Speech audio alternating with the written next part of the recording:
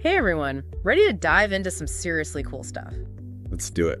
All right, so today we're cracking open this awesome source, Cracking the Corporate Code. Oh, yeah, this is a good one. It's basically like your cheat sheet for navigating the corporate world, figuring out how to not just get a job, but like land one that actually makes you want to jump out of bed in the morning. Totally. And not just any job, but a job that's going to be around for a while. Future-proof, right. Exactly, because the job market, it's changing like crazy. So where do we even begin? I mean, what industries should we be looking at?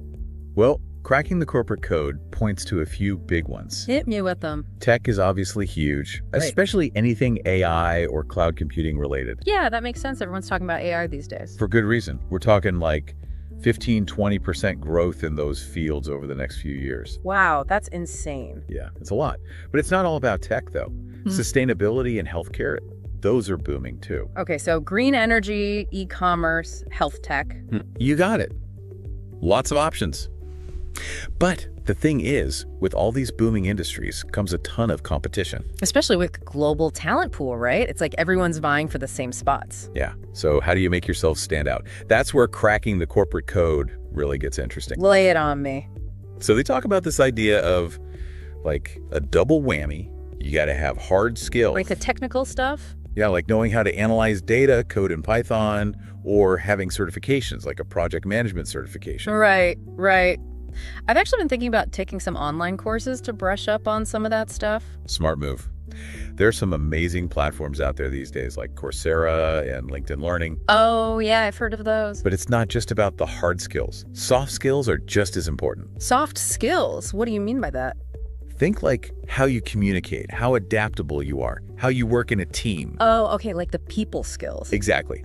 Companies want people who can not only do the job, but also thrive in a fast-paced, constantly changing environment. Makes sense. And then there's the whole AI thing, right? I've heard horror stories about those applicant tracking systems. Love ATS. Yeah, those. Are they really as scary as people say? They can be tricky. Basically, these systems scan your resume for keywords that match the job description. So it's like a robot deciding whether you're worthy or not. Kind of, yeah. But here's the thing. Cracking the corporate code gives some good tips on how to play the game. Tell me everything. It's not just about stuffing your resume with every buzzword you can think of. You have to really analyze the job description, see what they're actually looking for, and then use those exact phrases and keywords in your resume. So it's like being strategic, but in a genuine way. Exactly. And your cover letter, too, really focus on how your skills directly address the company's needs and problems. Oh, that makes sense. Okay, so resumes and cover letters, check. What else? Well, this is where things get interesting. Cracking the corporate code talks about something called the hidden job market. The hidden job market. What's that? Apparently, over 70% of jobs are never actually advertised publicly. Wait, seriously, over 70%? That's crazy. Oh, right. So it's like this whole secret world of job opportunities that most people don't even know about. So how do you tap into this secret world? Networking. Ugh, networking. Is there any way around it? I mean, it's not everyone's favorite thing, but it's honestly the most effective way to unlock those hidden opportunities. Referrals, word-of-mouth connections, reaching out directly to companies. That's how you get your foot in the door. Okay, so not just those awkward networking events. Those can be helpful, but it's more about building genuine relationships, staying in touch, offering value to your connections. It's a long game, not a quick fix. Gotcha. So where do you even start? Platforms like LinkedIn, Glassdoor, and Indeed are still good places to start. Yeah, I use those all the time. But don't be afraid to think outside the box, too. Industry events, professional organizations, informational interviews. You never know what doors might open just by striking up a conversation. True. And I remember reading that referrals, they actually increased your chances of getting hired by like 4 times. That's a huge advantage, right? Yeah. And referrals work because there's already a level of trust built in. Okay, so networking is key. But before you even start networking or sending out those resumes, You need to make sure your online presence is on point. right? Let's talk about the big one, LinkedIn. Oh yeah, LinkedIn. Think of it as your digital resume, but like on steroids. Okay, I'm intrigued. Give me the lowdown on how to make my profile really stand out. First things first, ditch the blurry selfie. Oh, you mean the one from my last vacation? Yeah, that one. Invest in a professional headshot. It makes a huge difference. Okay, noted. Professional headshot, check. What else? Your headline. Make it count. Highlight what makes you unique, what you bring to the table. And the summary. That's your chance to tell your professional story. Keep it engaging, keep it authentic. And don't forget the featured section. That's where you showcase your best work, your achievements, your projects. Okay, so like instead of just saying seeking opportunities. You could say something like, experienced marketing strategist specializing in data-driven campaigns. Ooh, I like that. Specific, results-oriented. Exactly. And speaking of showcasing your work, let's not forget about the power of a portfolio. You mean like a website or something? It can be a website, but it doesn't have to be. It really depends on your field. So what would a portfolio look like for someone who's not in a creative field, like a designer or a writer? Great question. It can be anything that demonstrates your skills in action. Case studies, reports, presentations, even code repositories if you're in tech. Oh, okay, so it's about providing concrete examples of what you can do. Exactly. And then there's this whole thought leadership thing. Yeah, that's a buzzword I hear all the time. What does it actually mean, though? It's about sharing your knowledge, engaging in industry conversations. Like being active on LinkedIn? That's one way to do it. Writing articles, sharing insights, commenting thoughtfully on other people's posts. It's about demonstrating your expertise and passion for what you do. So it's not just about what you know, but how you share it and engage with others. Exactly. And that actually ties in perfectly with networking. Oh, I see. A strong online presence, it makes your networking efforts that much more effective. So when someone checks you out on LinkedIn, They're already impressed by your expertise and your insights. then that makes them more likely to want to connect with you. Exactly. So even if you're not a fan of those big networking events, There are still ways to build genuine connections. for sure, platforms like Meetup and Eventbrite are great for finding industry-specific events. And don't forget about local professional organizations and alumni groups. Oh yeah, that's a good point. The key is to approach these events with a genuine desire to connect, not just collect business cards. Quality over quantity. Exactly. And remember, networking isn't a one-and-done thing. You have to nurture those relationships over time. Stay in touch, share updates, congratulate people on their achievements. Think of it like tending a garden. I like that analogy. Okay, so we've covered a lot of ground so far.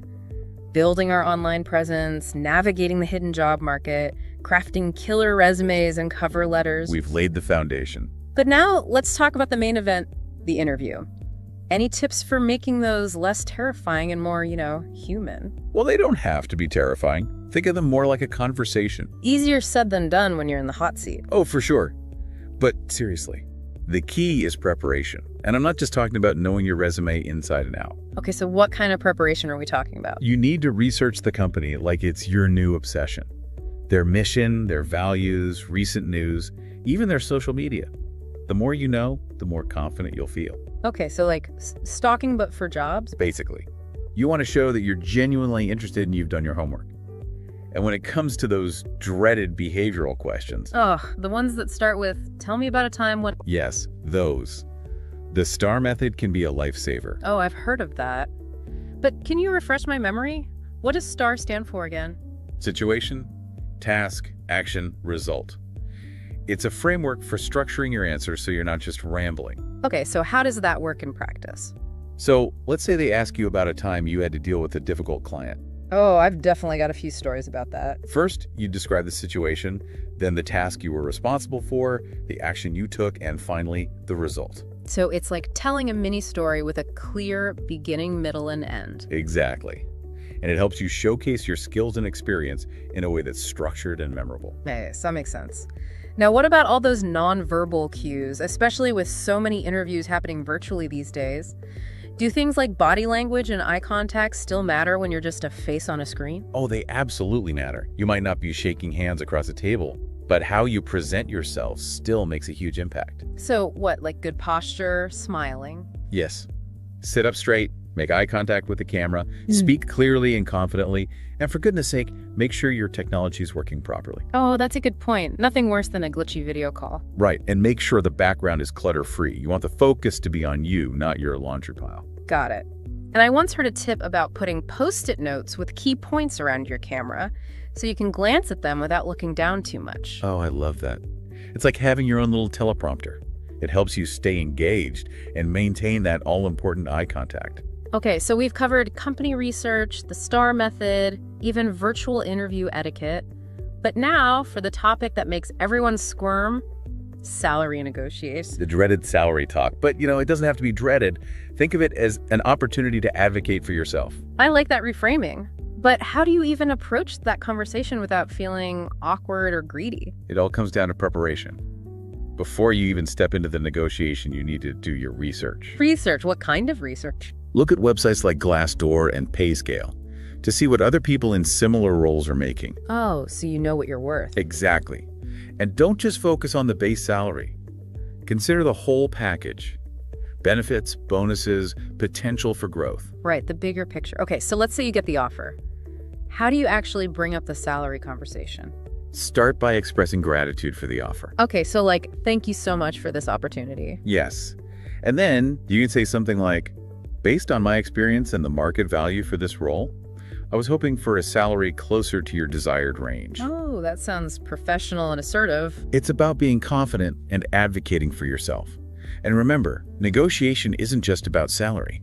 What else can you negotiate? You can negotiate things like flexible work arrangements, professional development budgets, additional PTO, even things like working from home a few days a week. Wow, I never thought about that. It's like negotiation is about creating a work environment that really works for you. Exactly. It's about finding a win-win situation for you and the company. I'm loving this. We've covered so much ground already, and I'm feeling way more confident about navigating this whole corporate thing.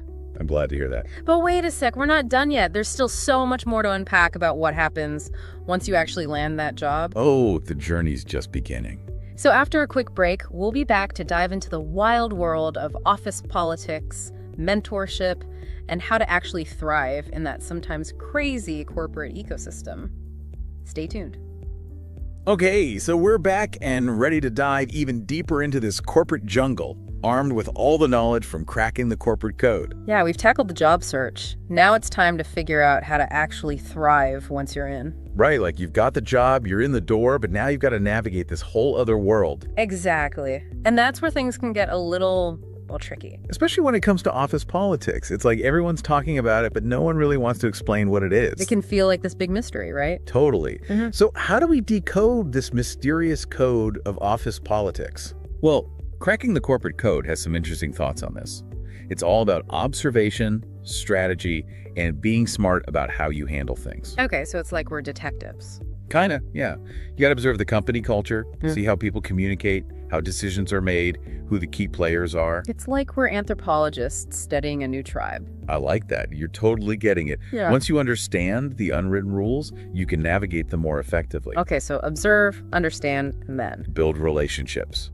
Connect with people from different departments, go to company events, volunteer for projects, show that you're a team player. So it's not just about doing your job well, it's about being part of the team. Exactly. And how you communicate, that plays a big role too.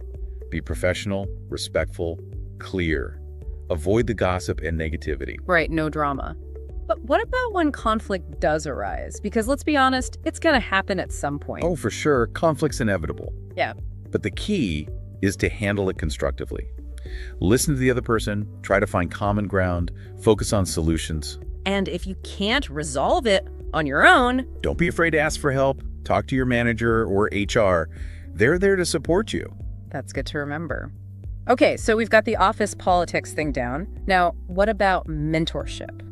Cracking the corporate code talks a lot about how important that is. Oh yeah, a good mentor can make all the difference in your career.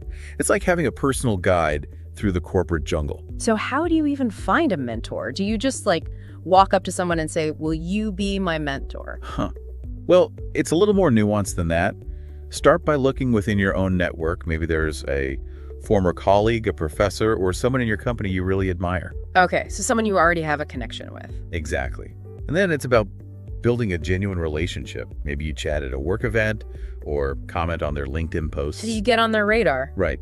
And once you've established a rapport, you can express your admiration for their work and ask if they'd be open to sharing their insights with you. But mentorship isn't just about taking, right? You have to give back, too. Absolutely. A good mentorship is a two-way street. Be prepared to ask thoughtful questions, be open to feedback, and show your appreciation for their time. So it's a mutually beneficial relationship.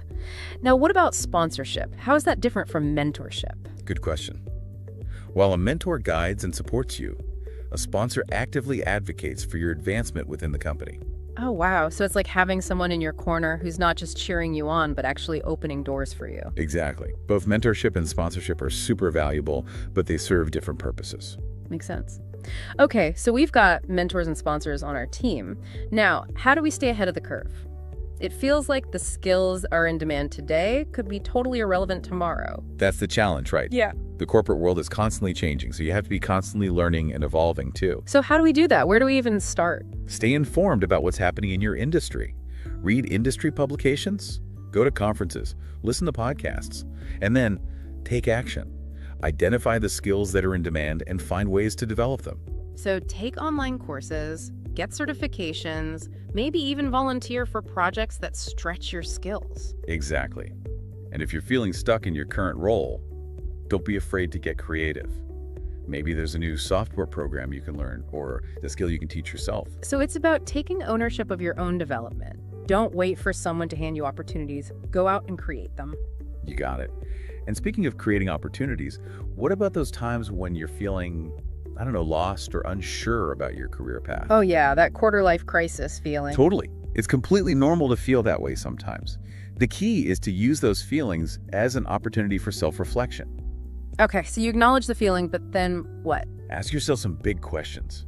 What are your passions, your values, your strengths? What kind of work environment makes you feel energized? Wow, those are some deep questions. Right.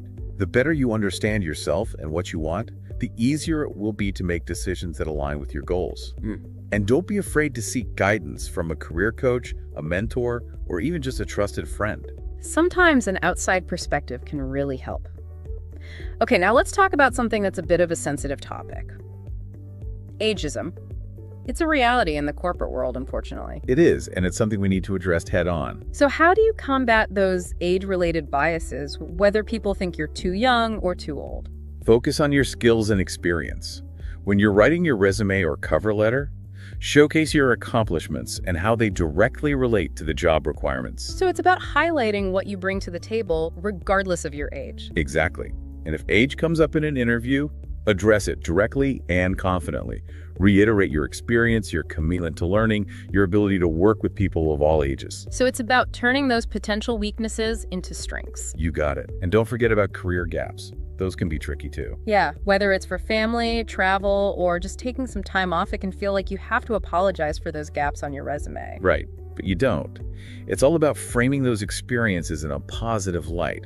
Highlight the transferable skills you gained. Like time management, organization, communication, even emotional intelligence. Exactly. So don't be afraid to talk about those experiences in your interviews. Explain how they've made you a more well-rounded and adaptable individual. Love that.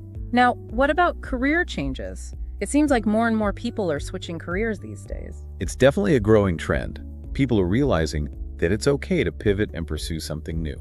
So what's the key to making a successful career change? Research, networking, and a willingness to step outside your comfort zone. Okay, break that down for me. First, research your desired field like it's your new hobby.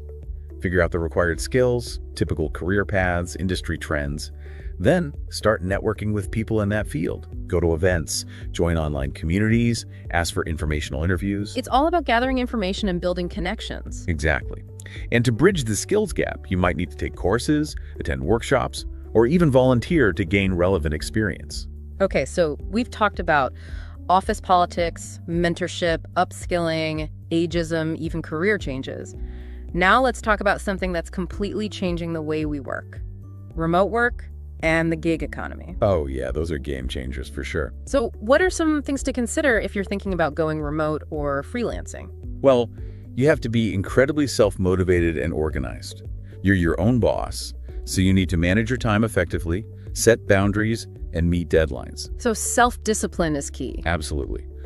And it helps to have a dedicated workspace, but it's not always essential. The important thing is to have a place where you can focus and be productive. And of course, you need reliable internet. Right, can't forget about that. But what about the social aspect? I'd miss those water cooler chats and the camaraderie of being in an office. I get it. That's a common concern. But there are ways to stay connected. Make an effort to chat with colleagues through video calls, instant messaging, or online communities. So be proactive about maintaining those connections. Yes, and if possible, Try to schedule in-person meetups or co-working sessions every now and then. Okay, that makes sense. Now, the financial side of freelancing, that can be a bit daunting. It can be. You're responsible for everything. Invoicing, taxes, finding clients. Any tips for staying afloat in that world? Make sure you have a good understanding of your finances and be comfortable with some level of uncertainty. Freelance income can fluctuate, so it's important to be prepared for that. So be financially savvy and have a plan. Exactly. Wow, we've covered so much ground in this part of our deep dive. I feel like we've really unpacked the realities of navigating the corporate world, from office dynamics to the rise of remote work. And we've barely scratched the surface. There's always more to learn and explore. That's the beauty of it, right? It's a continuous journey. But I think we've given our listeners a solid foundation to build upon. I hope so. We've shared insights from cracking the corporate code to help people not just survive, but thrive in their careers. And speaking of thriving, let's wrap up this epic deep dive by talking about something that's often overlooked: work-life balance and taking care of our mental well-being. You know, it's so easy to get caught up in the hustle and forget to take care of ourselves. Totally. But neglecting our well-being, that's a recipe for burnout. So how do we find that elusive balance between crushing it at work and having a life outside the office? Boundaries are key. Set clear working hours and stick to them as much as possible. When you're off work, be off work. Put away the phone, close the laptop, and do something that brings you joy. Easier said than done, right? Especially in today's always-on world. It's definitely a challenge. But if you're feeling overwhelmed, don't suffer in silence. Talk to your manager, your team, or HR. A lot of companies are starting to offer resources like flexible work arrangements or mental health benefits. It's good to know those resources are out there. And don't forget about your personal support system too. Friends, family, mentors. Those connections are so important for our well-being. Absolutely. Make time for the people who matter most. They'll be there to celebrate your wins and support you through the tough times. So build a strong community, both inside and outside of work. Yes. And remember to celebrate your wins, big and small. Success isn't a destination, it's a journey. I love that. It's about continuous growth, learning, and evolution. Exactly. The corporate world is constantly changing, so you got to be adaptable and embrace a growth mindset. I think we've officially cracked the code. We've explored strategies for navigating the job market, building a strong personal brand, acing interviews, and even tackling those tricky office dynamics. And we've talked about the importance of work-life balance, mental well-being, and continuous learning. It's been an incredible journey. I agree. And I hope our listeners feel empowered to create careers and lives that they truly love. That's what it's all about. So before we wrap up, any final words of wisdom for our listeners? Invest in your personal brand, build genuine connections, tailor your resume and cover letter for each job, prepare thoroughly for interviews, and never stop learning. Amazing advice. And remember, cracking the corporate code isn't about shortcuts. It's about understanding the game, developing your skills, and approaching your career with purpose and intention. And most importantly, find joy in the journey. That's the perfect note to end on. So as you navigate the corporate world, stay curious, stay connected, and never stop learning. And who knows, maybe we'll cross paths at a networking event or industry conference someday. That would be fantastic. Until then, best of luck on your journey. You've got this. That's a wrap for this deep dive into cracking the corporate code. Thanks for joining us on this epic adventure. We'll catch you next time for another deep dive into a fascinating topic. Until then, keep exploring, keep learning, and keep cracking those codes. Okay, so we're back for the final part of our deep dive into cracking the corporate code. We've covered a ton of ground, from landing the job to navigating office politics and even making a career change. It's been quite a journey. But before we wrap up, I think it's important to talk about something that often gets overlooked: work-life balance and taking care of our mental health. Oh, absolutely. That's so important, especially in today's world. It's so easy to get caught up in the hustle and grind and forget to take care of ourselves. Yeah, you can end up feeling burned out and stressed. Exactly. So how do we strike that balance? How do we crush it at work without sacrificing our well-being? Well, cracking the corporate code talks a lot about boundaries, setting those clear boundaries between work and personal life. Okay, so like what? Not checking emails after a certain time? That's a great start. Define your working hours and stick to them as much as possible. So like when you're off work, you're really off. Yes. Disconnect, recharge, do things you enjoy. I like that. But easier said than done, right? I mean, work can be demanding. It definitely can be. Right. But if you're feeling overwhelmed or stressed, don't be afraid to speak up. Talk to your manager or your HR representative. Right, they're there to help. Exactly. A lot of companies are becoming more aware of the importance of employee well-being and offering resources like flexible work arrangements or mental health benefits. That's good to know. And of course, your personal support system is crucial too. Well, for sure. Friends, family, mentors, those connections are so valuable for our mental health and well-being. It's all about surrounding yourself with people who support you and lift you up. Exactly. And don't forget to celebrate your wins, both big and small. Celebrate those wins, I like that. It's easy to get caught up in the next goal, the next achievement, and forget to appreciate how far we've come. Exactly. Success is a journey, not a destination. Okay, I'm feeling inspired. I think we've officially cracked the corporate code, wouldn't you say? I think we have. We've explored strategies for navigating the job market, building your personal brand, acing those interviews, even tackling office politics and staying sane in the process. And we've emphasized the importance of continuous learning, finding mentors, and taking care of our mental health. Because at the end of the day, it's not just about having a job. It's about creating a fulfilling and meaningful career. And a life that you love. Exactly. So as we wrap up this deep dive into cracking the corporate code, I want to leave our listeners with a few key takeaways. Invest in your personal brand, build genuine connections, tailor your resume for each job, prepare like crazy for those interviews, and never, ever stop learning. And remember, finding a job and building a career, it's a journey, not a sprint. There will be ups and downs, challenges and triumphs. But with the right mindset, the right strategies, and a supportive network, you can achieve anything you set your mind to. I completely agree. So to all our listeners out there, thank you for joining us on this epic adventure. We hope you feel empowered and inspired to create a career and a life that you truly love. And remember, you've got this. That's a wrap for this episode of The Deep Dive. We'll catch you next time for another deep dive into a fascinating topic. Until then, keep exploring, keep learning, and keep cracking those codes.